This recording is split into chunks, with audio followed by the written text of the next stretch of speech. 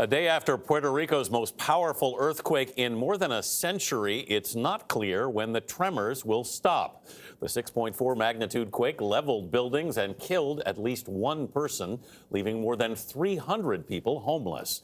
Late last night, the president signed an emergency disaster declaration for the island. Our lead national correspondent, David Begnaud, is in Ponce, Puerto Rico. David, what are you hearing? Well, Anthony, look at what yesterday's quake did here in Ponce. Literally caused cracks and splits in the earth. You can put a foot in this crack and probably go down about 4 to 5 feet here. Look, there were more earthquakes last night. We felt them, and the threat of more quakes is what drove people out of their homes. A lot of people slept in their cars and actually on the street here in the Ponce area. But this morning, we're going to take you to Guanica, which was arguably the hardest hit area. As we walk down a main street in Guanica, Puerto Rico, arguably the hardest hit area, this is what we saw.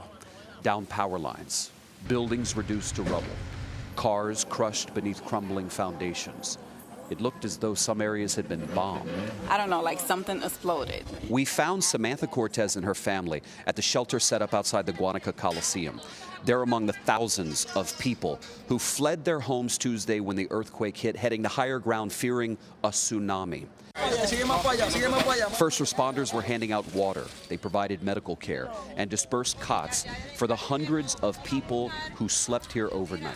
These are people who either don't have a home to go home to, or they feel safer outside than they do in their own home because they've been dealing with earthquakes, as one woman told me, almost every hour, it felt like, for the last 7 days. I never seen anything like this, never. Felix Rodriguez was watching over a neighbor when we met him. Not far away, Rosalie Torres kept her 2- and 5-year-old children close. We woke up, we was being drawn around. Everything was shaking back and forth, back and forth. Everybody was, people falling back down. Boom! And then it started shaking. Everybody started screaming, running, people on the floor. Torres's mother-in-law told us that the family just finished repairing the damage to their home that was caused by Hurricane Maria 2.5 years ago, and now they will be forced to repair the home again. Really, we don't have no place to stay because our house collapsed. Your house collapsed? Yeah, it went to the side. I lost everything. Look, there's a lot of rumor that's causing confusion here, namely that fracking may be causing this earthquake.